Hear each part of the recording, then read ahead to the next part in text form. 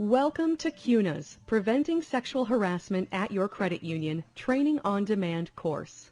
In today's workplace, there is no conduct that is more destructive to employee morale or more debilitating to business effectiveness than sexual harassment.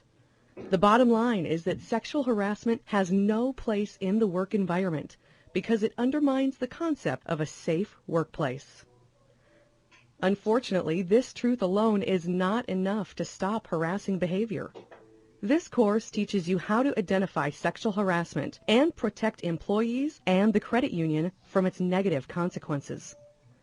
It also emphasizes the importance of manager involvement in detecting and preventing harassment. Before we get started, click the Resource tab in the upper right corner of your screen. Here you'll find the course workbook and a variety of other resources to refer to as you complete the course. Throughout this course, you'll also have several opportunities to review the content presented. You can stop the course at any time to review the material and complete the knowledge checks. Let's begin. Sexual harassment is a destructive force that can have devastating consequences for individuals and businesses alike. It erodes individuals' sense of self-worth, jeopardizes the cohesion of work teams, and costs the credit union a lot of money in fines.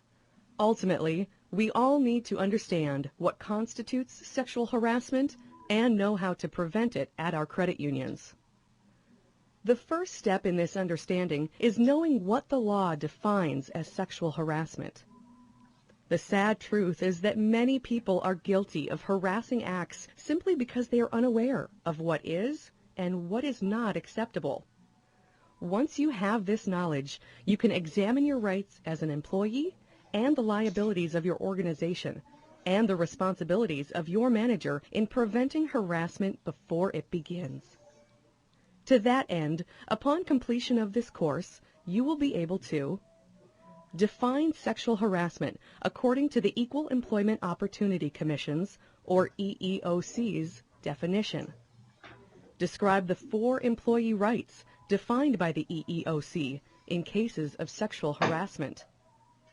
Identify the employer's liability in cases of sexual harassment. And describe the steps that managers can take to reduce the potential liability of sexual harassment. Sexual harassment is a form of gender discrimination that violates Title VII of the Civil Rights Act of 1964. The law specifically prohibits 3 types of behavior. First, unwelcome sexual advances. This includes things like repeatedly asking a coworker for a date, even though he or she has said no to previous requests. Second, requests for sexual favors. A supervisor making the promotion of a subordinate dependent upon sexual contact is an example. Third, other unwanted verbal or physical conduct of a sexual nature. Commenting on a coworker's appearance, making sexually suggestive comments to a coworker, or touching or grabbing a coworker all constitute this type of conduct. Upon first glance, it may seem obvious that these behaviors are sexual harassment. However, one person may view a compliment or a hug as innocent, while another views it as harassment. The key to determining what is and isn't harassment is whether the behavior is unwelcome to the recipient and creates a hostile work environment for that individual. The concept of a hostile work environment is key when discussing sexual harassment. The law recognizes 2 types of sexual harassment: hostile environment and quid pro quo. Sexual remarks, innuendos, and jokes can all be considered offensive and create a hostile environment. It is important to note that the perpetrator may be of the same or the opposite sex of the victim. Hostile environment harassment includes a variety of behaviors that are not necessarily sexual in nature. In fact, sexual harassment is a subset of hostile environment harassment. For our purposes in this course, however, we will concentrate on sexually harassing hostile environments. Cases of sexual harassment in which the harasser is unaware that his or her behavior is offensive most often fall under the hostile environment umbrella. It is worth mentioning, however, that this is not always the case.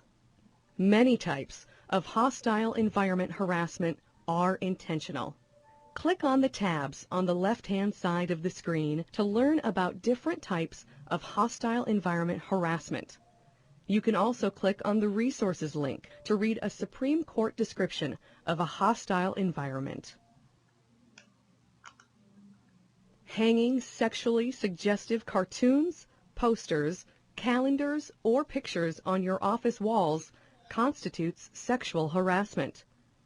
As such, before putting anything questionable on or around your desk, it is a good idea to ask yourself whether someone might find it offensive. If the answer is yes, keep it at home. If you are unsure, err on the side of caution.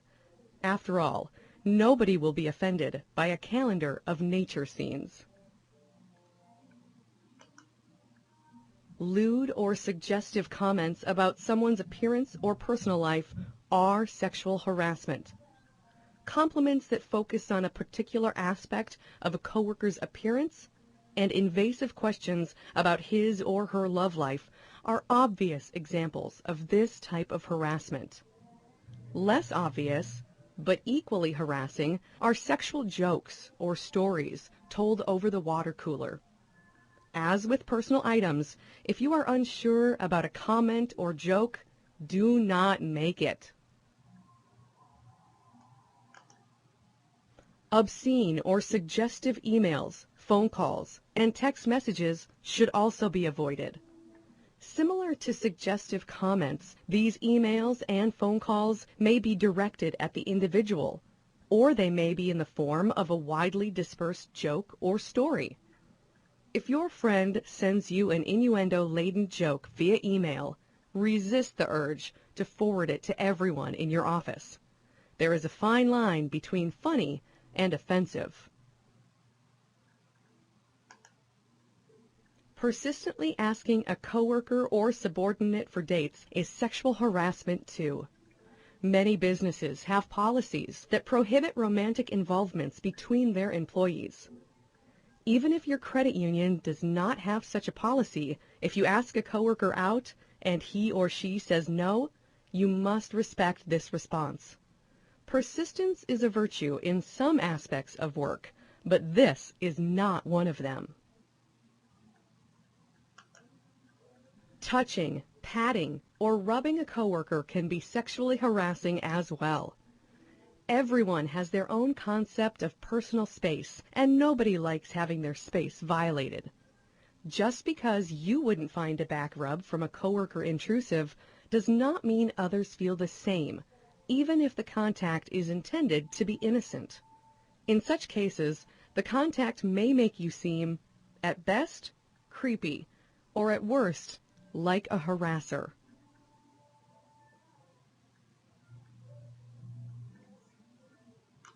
The second type of sexual harassment recognized by the law is quid pro quo harassment.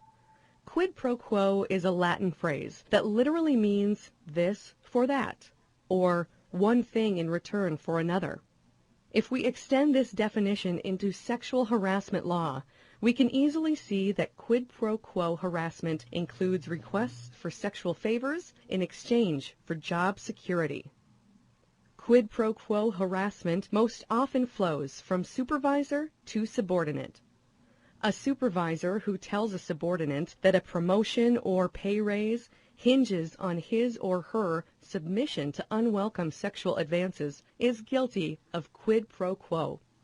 Unwelcome advances include requests for sexual favors or other verbal or physical conduct of a sexual nature. Other examples of quid pro quo sexual harassment are connected to employment decisions, such as hiring, retention, or access to benefits based on an employee's or prospective employee's acceptance of unwelcome advances. Sexual ultimatums of this type imply that the victim's employment is contingent upon this acceptance. Now that you know what sexual harassment is and how to identify its different forms, let's spend a few minutes exploring these concepts through a case study. Suzanne has worked at Harris Hollow Credit Union for 7 years. When she started, she worked as a customer service representative in the call center. Thanks to her hard work and positive attitude, she was promoted first to shift supervisor and later to department manager of the call center. Now, Harris Hollow is planning to launch a quality assurance department that will monitor all customer service employees in the call center and on the teller line. Suzanne is one of 4 candidates for manager of this new department. Suzanne really wants this promotion. Not only would it mean a larger span of influence and an extra $5,000 per year, it would enable her to launch several quality assurance initiatives she's been thinking about for the last 6 months. As part of the decision-making process, Suzanne has to interview with Jonathan, the Chief Operating Officer of Harris Hollow.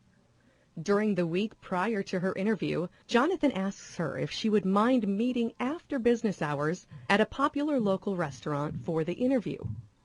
He explains that, due to his busy schedule, this is the only time he will be able to meet with her. Suzanne thinks this is a little odd, but is sympathetic to his situation and agrees. On the evening of her interview, Suzanne arrives at the restaurant and is ushered to a quiet, secluded table where Jonathan is waiting with a bottle of wine. He proceeds to make small talk with her through the salad and the main course, much to her disappointment. Suzanne eventually manages to swing the conversation toward the new manager position. Click on the timeline at the bottom of the screen to hear their conversation.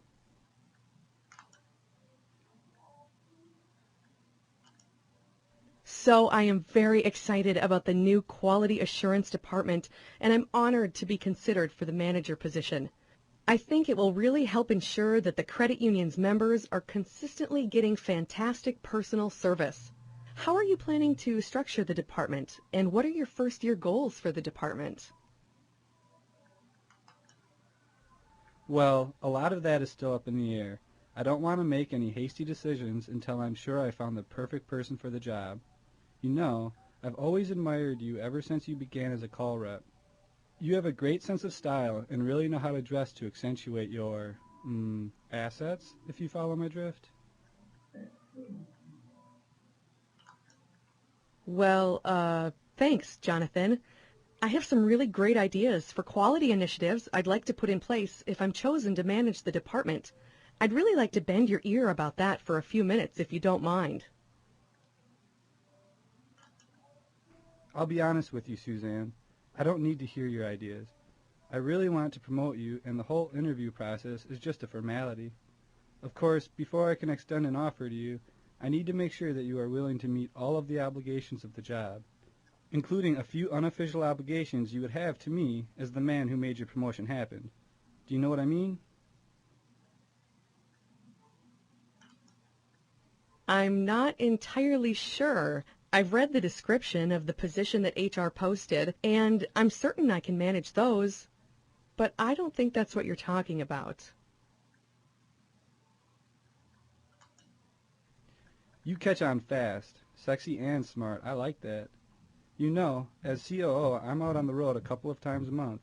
It gets awfully cold and lonely being by myself in a hotel bed. As manager of the QA department, I'd expect you to accompany me and keep me warm and happy on those trips.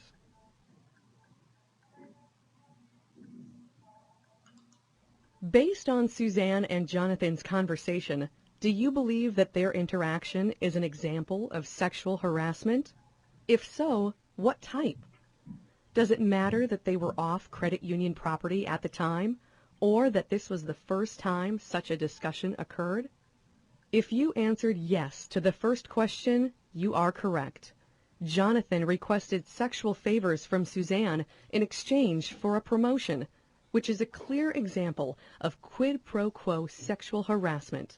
He also made several inappropriate comments about her appearance, which are examples of hostile work environment harassment. The fact that this exchange took place at a restaurant rather than the credit union is irrelevant. Jonathan is still Suzanne's superior, even if they are out in a social setting, and his comments to her still equate to a sexual ultimatum. It also does not matter that this is the first time he has approached her about this.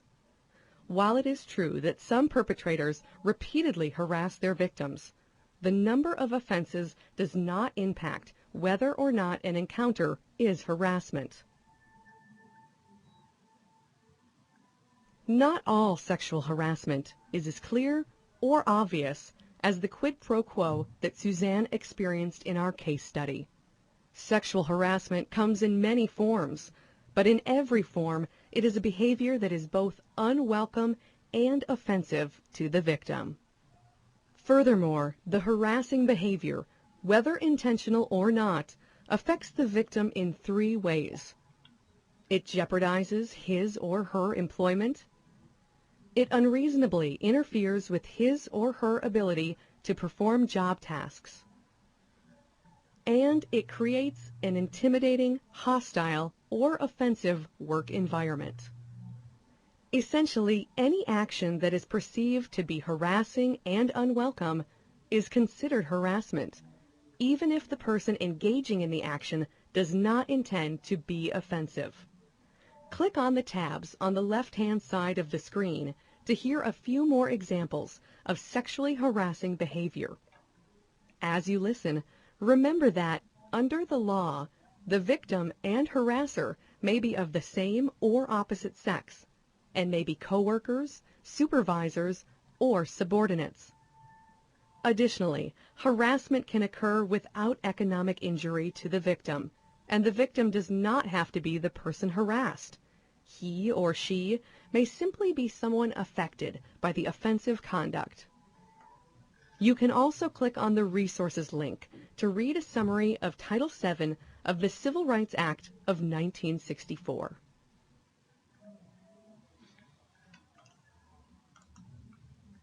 I can't stand the way my boss stares at me. It's like he's undressing me with his eyes. I cringe every time he enters the room. It makes me wish I could just wear a burlap sack or a bathrobe to work.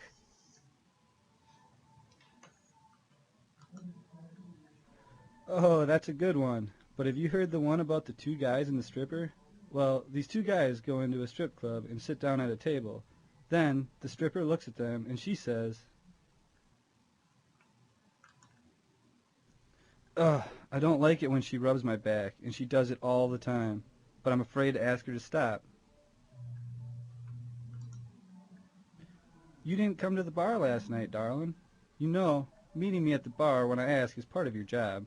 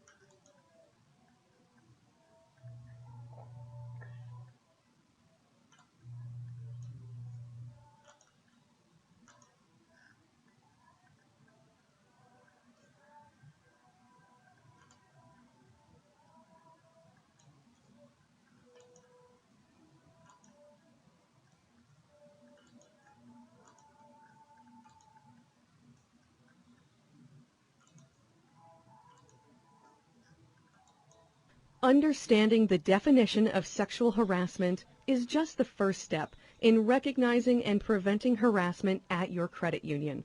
It is equally important for you to understand that under the law, all employees are guaranteed 4 rights when it comes to sexual harassment.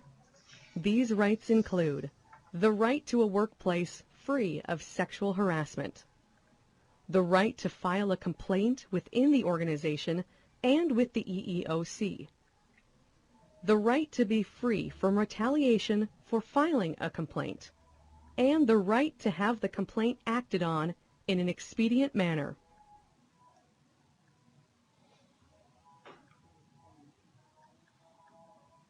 Let's take a few minutes to examine each of these rights in depth using the tabs on the left-hand side of the screen.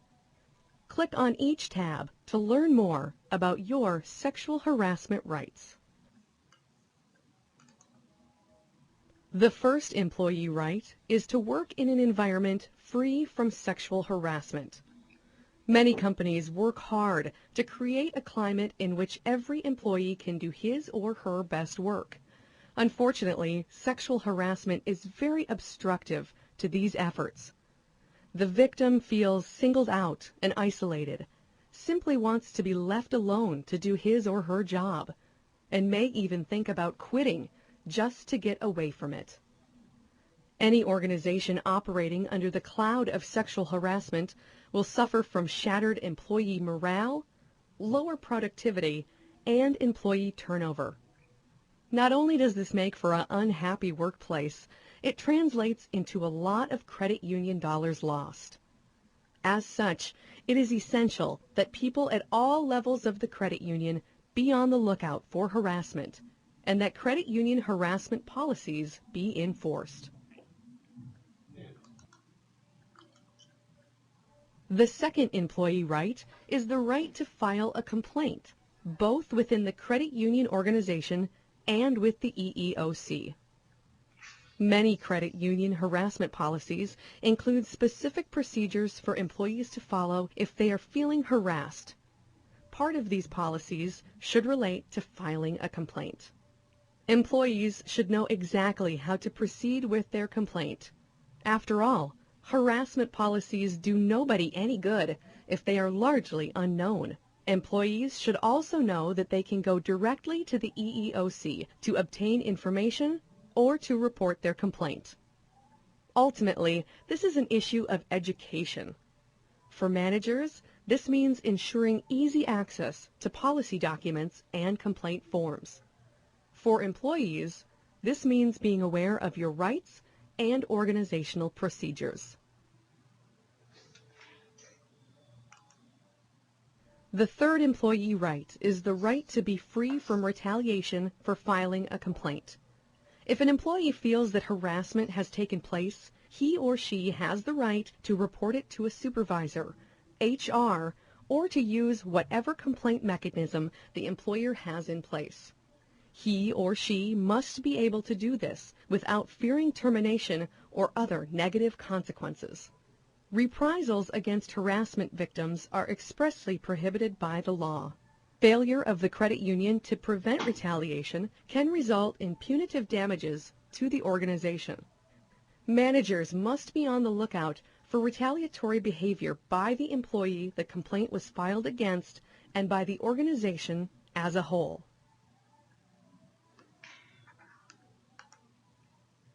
The fourth employee right is the right to have complaints of harassment acted on in an expedient manner. This requires the credit union to take all complaints seriously and explore all reported incidents thoroughly and promptly. Every complaint should be taken at face value, and the credit union must investigate, make a determination, and act to ameliorate the situation. The worst mistake an organization can make is to brush sexual harassment under the rug and hope the situation will resolve itself.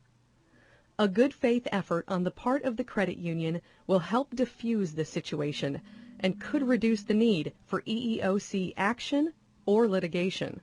As a manager, if a subordinate reports harassment to you, Make sure to take the situation to the proper authority for investigation.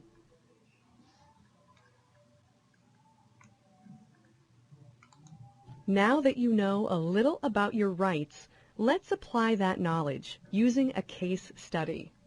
Marshall is a recent college graduate who was hired to the Information Technology Department at Elm Grove Credit Union. While in college, Marshall was well known around town for his prowess on the football field, and most of his coworkers are familiar with his record-setting performances. Even coworkers who are unaware of his football career often ask if he played, simply because of his large athletic stature. In his job with the IT department, Marshall responds to requests from coworkers who are having problems with their computers.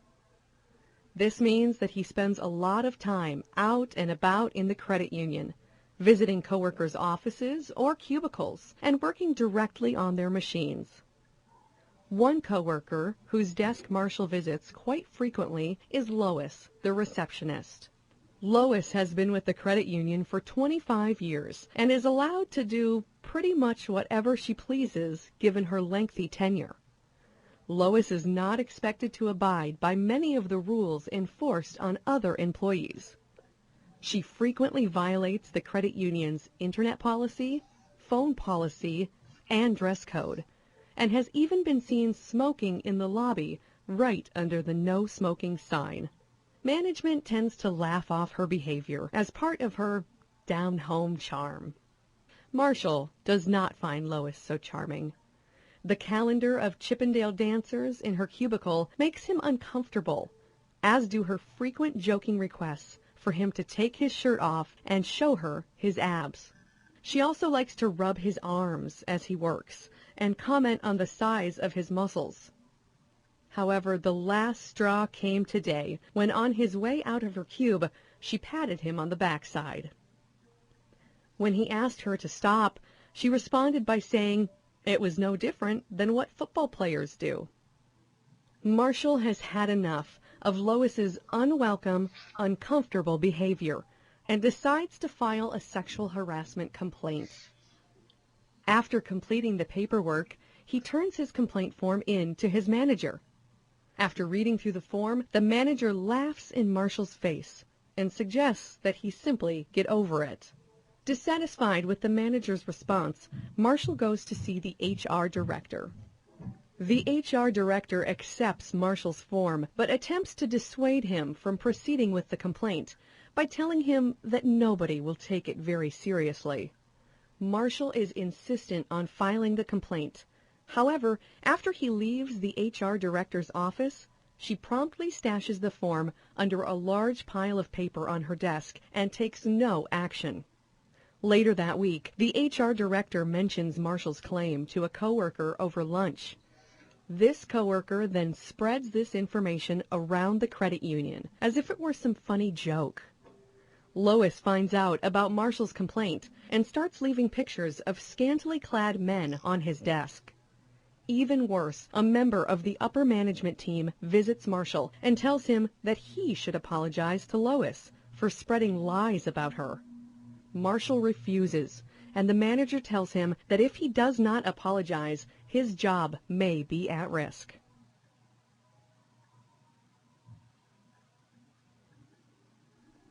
After reading about Marshall's experience with Lois, do you believe he has experienced sexual harassment? If so, do you think the credit union violated his rights when he reported the incident? If you answered yes to either of those questions, you are correct. Lois's behavior towards Marshall constitutes hostile work environment harassment. Some aspects of the harassment, like the calendar in her cube, were likely unintentional. Other aspects of it, like the inappropriate comments and touching, were very intentional, personal, and intrusive. To make the situation worse, the credit union violated Marshall's rights to file a complaint, to receive an expedient response, and to be free from retaliation. Click on the tabs to read more about how Marshall's rights were violated.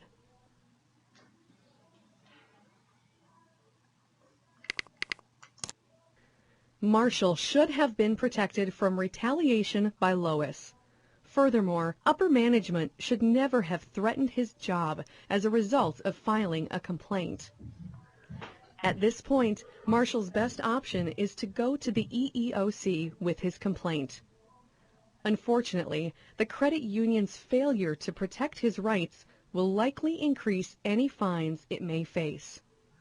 Even more unfortunately, Marshall's experience is likely indicative of even larger problems within the credit union's organizational culture. The problems continued when the HR director failed to act. She should have investigated his complaint, made a determination about the case, and done her best to remedy the situation. Furthermore, the HR director should have kept Marshall's complaint confidential to the best of her ability, rather than joking about it with a gossipy coworker. The problems began when Marshall's manager refused to accept his complaint. If the credit union's policy dictated that Marshall's immediate supervisor should receive any complaints, he should have taken the form.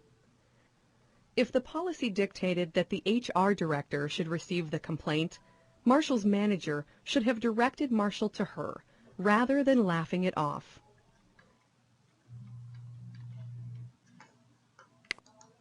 The previous case study involving Marshall showed us the unfortunate circumstances that often accompany violations of employees' sexual harassment rights. It is important to understand that cases like Marshall's are more than just unfortunate.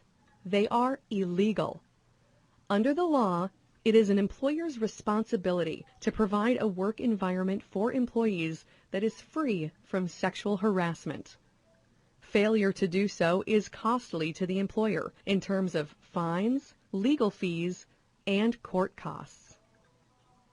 The EEOC oversees the enforcement of sexual harassment laws. According to the EEOC, employers can be held liable for the unlawful actions of any employee guilty of sexual harassment. This means that if an employee sexually harasses another member of the staff, the employer is the one who pays the fine, in addition to the legal and court costs. In the long run, this means that it is just good business, and potentially more cost-effective business, to take steps to prevent sexual harassment before it starts. Anyone can be guilty of sexual harassment, and the credit union must protect its employees from all potential sources of harassment. This includes other employees, managers, board members, executives, and even members. Unfortunately, it can be especially difficult to afford employees the protection they deserve when it comes to harassment by members.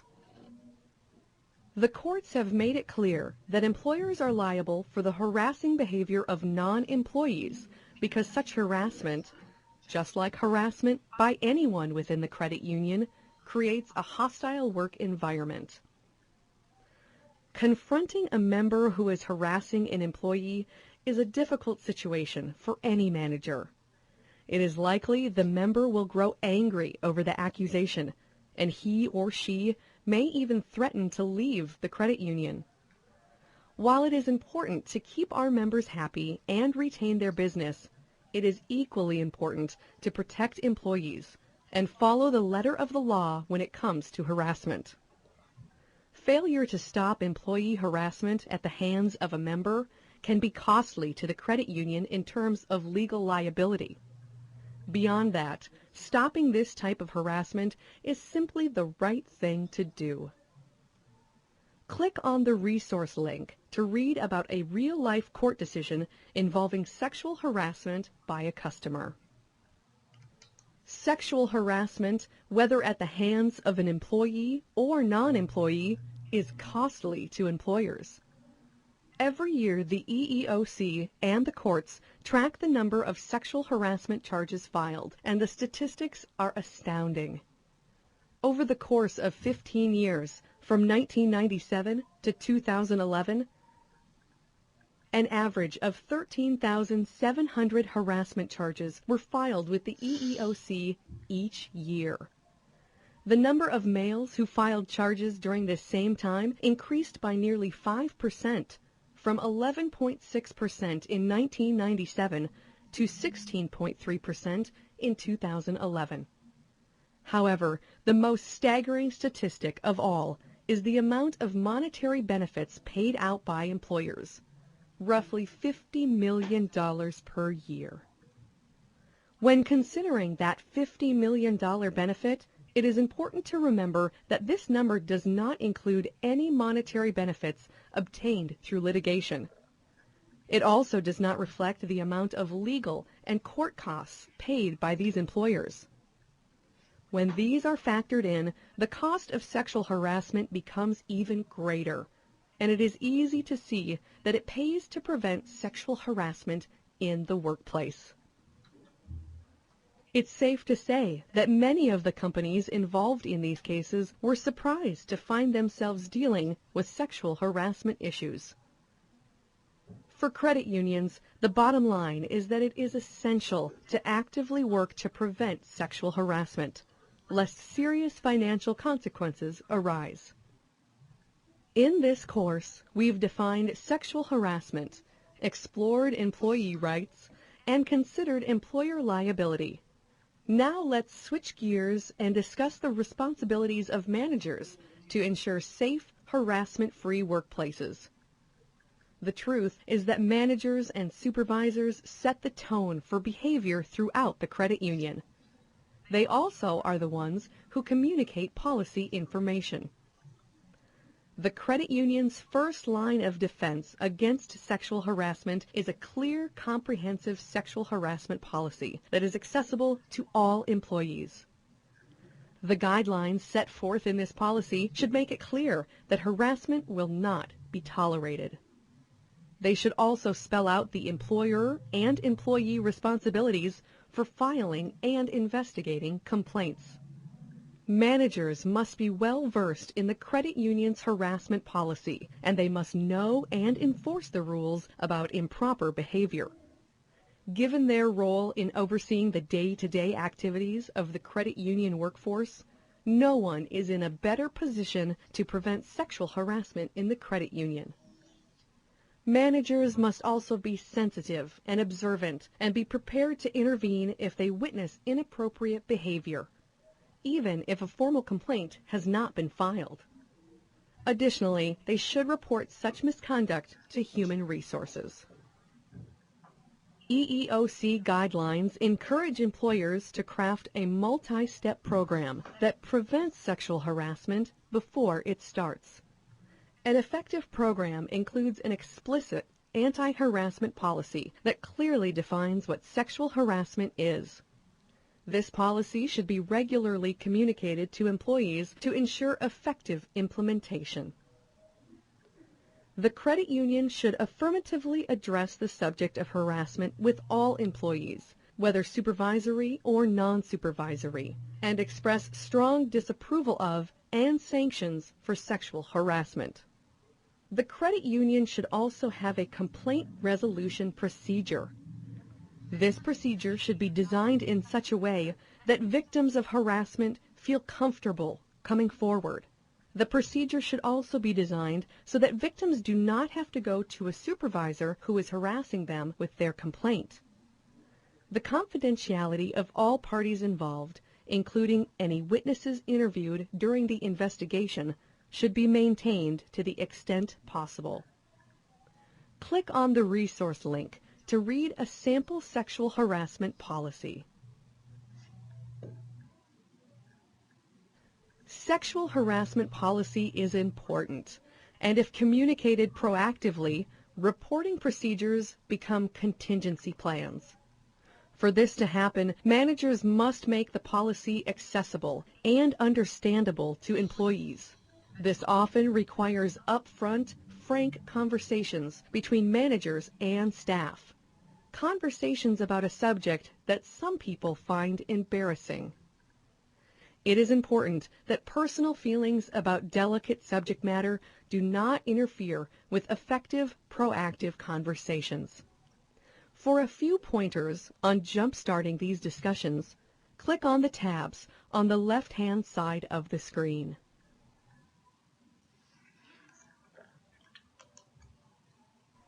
Schedule a 30-minute staff meeting to discuss sexual harassment policy. Open the meeting by assuring employees that sexual harassment is an important matter that deserves serious attention. Address any nervous comments by staff members in a firm, friendly fashion. Describe the law prohibiting harassment and remind employees of their rights to a workplace free from harassment. Explain the two types of harassment, hostile environment and quid pro quo, and give a brief description of each. Then, discuss the law prohibiting retaliation and ensuring confidentiality. Introduce the credit union's sexual harassment policy and review what employees should do if they feel they are victims of harassment. Provide your own support for the policy and encourage employees to bring any complaints to you directly or to another supervisor if they don't feel comfortable coming to you.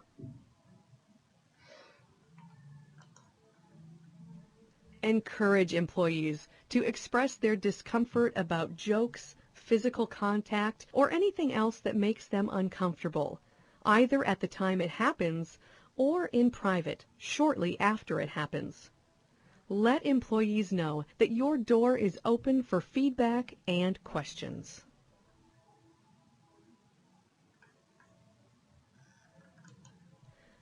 When a complaint is filed by an employee, the manager who receives the complaint should review the credit union's harassment policy to determine the proper course of action. In many circumstances, the policy will require the supervisor to report the complaint to his or her supervisor, the HR department, or the legal department. In most credit unions, the HR department will conduct the actual investigation. All information related to the complaint should be extensively documented.